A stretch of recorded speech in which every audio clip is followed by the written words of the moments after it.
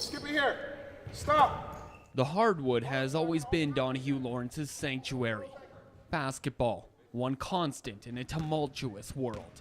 If it wasn't for basketball, me and you would not be having this conversation right now. There's a lot of incidents that I can even talk about that could have definitely put me behind bars or had me killed.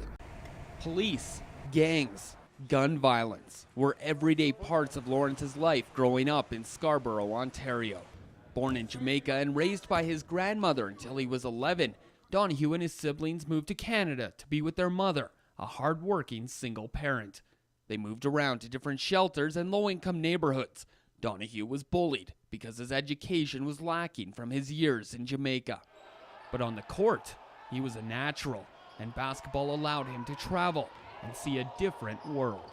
Basketball gave me a way out. Basketball showed me that there's more to this world than just my little box that I stayed in. Lawrence spent some time in the United States after high school, but health issues with his mother sent him back home. He'd given up basketball and was in danger of getting caught up in the street lifestyle when a horrific incident changed everything. One threatened that they said they're going to kill their mother, and then the other guys took it up on their hand before that happened and went in their house and shot them. So that happened basically just above my apartment where I live in. Lawrence's mother knew crime and violence would always be a part of Danhue's life if he stayed in Scarborough. So she told him to take a basketball scholarship offer somewhere as far away as possible. Danhue Lawrence! The University of Lethbridge. And that was a culture shock for me, of course, being out here. Farms, smelling the farm and hearing people saying, that's money, baby. I never understood it, I never get it. The wind was different for me. The culture was different. The way, even the style of basketball that they played was different for me. Lawrence adapted quickly on the court, starring for the Pronghorns for parts of 4 seasons, while admittedly more slowly adapting to the rest of life in the West. None of it came easy, but Danhue was the first member of his family to graduate university, earning a degree in social work. Still, his heart, and he believed his future, was on the court. When I finished with the Pronghorn, my goal was obviously to go play pro ball. Lawrence was on the verge of signing a pro contract in Europe when his focus changed in an instant.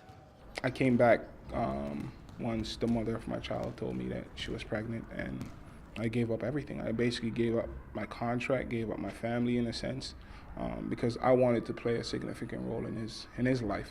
Right here, Peter. Danhue joined Lethbridge College as an assistant coach because for everything his mother and grandmother did for him, his father was nearly non-existent. And he vowed young Josiah would never know that feeling. That was the light of my life, to be honest with you. That was the greatest thing that ever happened to me, because I think that's more important than anything else in this world, is to be a father and to be a good one.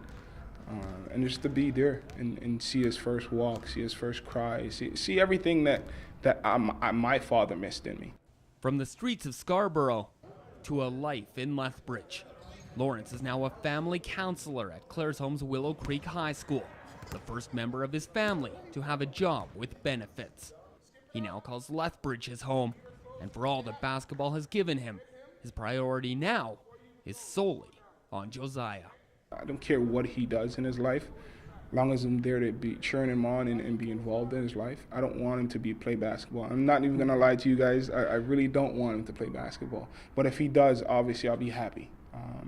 But I would want him to be something way better than I am, and strive to be better than I am. Paul Kingsmith, Global Sports.